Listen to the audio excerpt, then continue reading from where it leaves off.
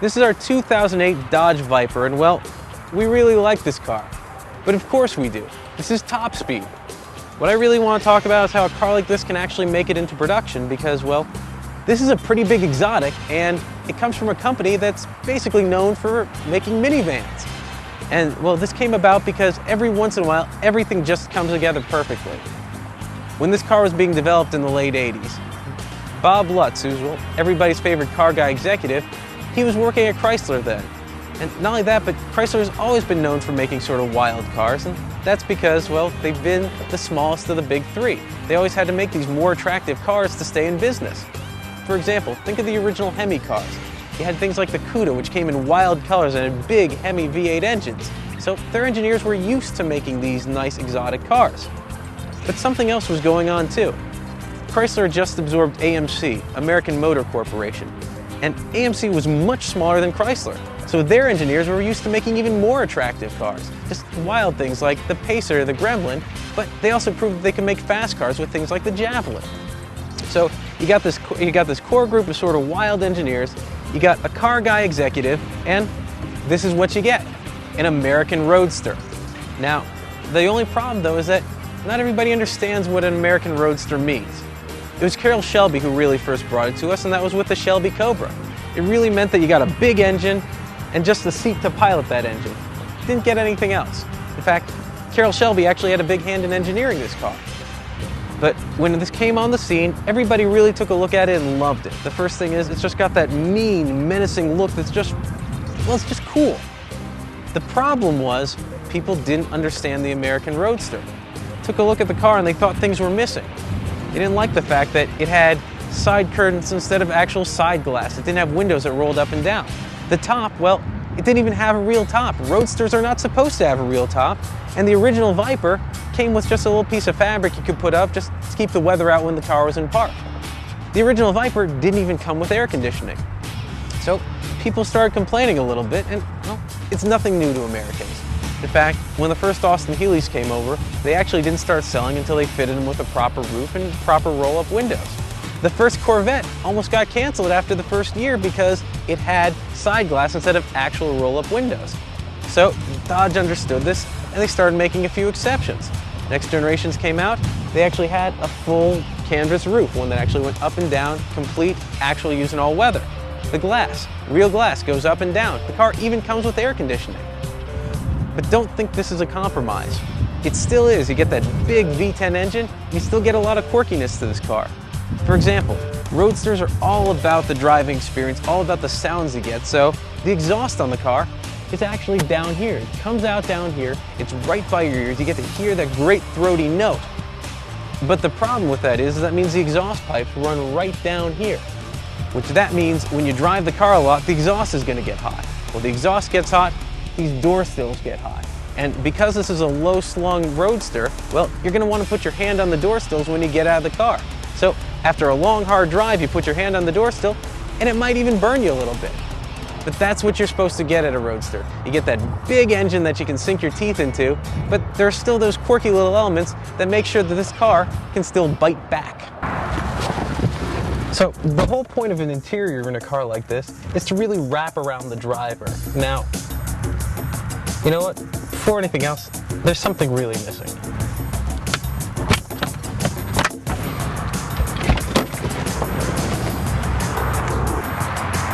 To take the top down is a little more complicated than you'd think.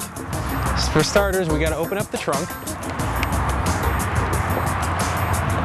bring the top down manually. It's easy though with one hand. Then bring the trunk back down.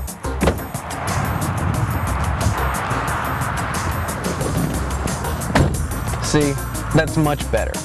As I said before, this is a Roadster, which means you're never supposed to have the top up unless it's extreme weather conditions. But getting back to the interior, the whole point is to really wrap around the driver. And one of the big things about that are the gauges. We got white on black gauges here that, well, they do a good job at night because they also glow white. But, well, quite frankly, you get all the same standard stuff you can get in any car. You're going to get your tachometer, you're going to get your speedometer, and you're going to get your coolant temperature gauge. But one thing that you really want to know if you're going to drive this car hard, and trust me, you're going to drive this car hard, is you want to know how your oil is doing. So you also get gauges like your oil pressure and your oil temperature. These are absolutely essential. Other things that are essential for driving your car hard. The gear lever here. What we've got is we've got one that's actually, it's got a big thick grip to it, it's got a lot of leverage, and that's what we need. We've got medium throws here, and when we're doing this much performance, we want a lot of leverage on this box, and that's exactly what we get. The steering wheel, it's grippy, it's good, it's just everything it's supposed to be. The one thing extra that we get are on the pedals. They're actually electronically adjustable. And while that's a luxury item, and we usually don't like luxury items on cars like this, when it's that functional, we're willing to make the exception. Another luxury item that's very functional are the seats we have here. They're leather bound, but they're also exactly what they're supposed to be. Sport seats. When you're sitting in them, they're not going to jar you around. You're planted and you're exactly where you want to be when you put this car through the corners. But, well, everything else in this car, everything else can just be frivolous, and it's pretty much an afterthought, as it should be. Things like the air conditioning system. It doesn't need an air conditioning system, it's a roadster, but they still give you the system.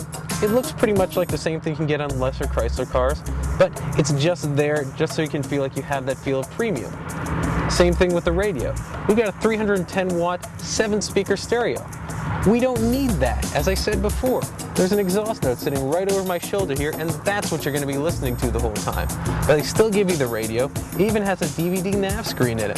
The difference, it's not a touch screen. You have to operate from the buttons on the side. And well, the screen is actually very small. But the whole point here is that they just want to make you feel, well, that you're getting a lot for your money when you spend over $90,000 on this car. But the whole point is that this interior really is just one big gateway to get to that great engine. So what I've been talking about this whole time is the engine, the engine, the engine. And why? Because it's a good one. 8.4 liter, 600 horsepower, 450 foot-pound of torque, V10 engine. This thing's a beast. It actually originally started out life as a truck motor, but now that it's in a light sports car body like this, it just begs to be played with. So who are we to deny it? Now, we can't go too fast though, because we are still on city streets that are regulated by speed laws. And that's actually the interesting thing about this car. We got a 6-speed manual transmission, and well, quite frankly, I can do 70 miles an hour in third gear and still accelerate. That means that basically the top half of the gears, well, you're only going to really be using them if you're speeding. That's basically like saying 4 through 6 are there as illegal gears. And that's what makes this car really cool, and that's what makes it worth the $90,000 or so you put down on it.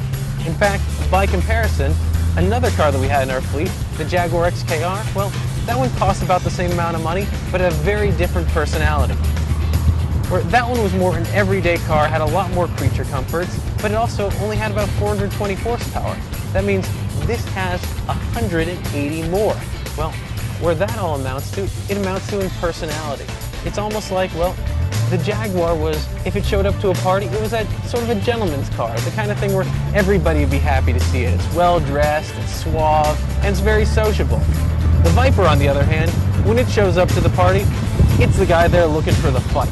And that's why we love this car. It's big, it's brutish, and it's built for one purpose. Nothing but speed. So the whole point of this car is nothing but speed, speed, speed, and everything's geared toward on this car. But the suspension, it's a bone-shattering ride when you're just in the city, but when you're at speed, it's going to hunker down. It's going to make sure that you have complete control of the car when you're really going fast.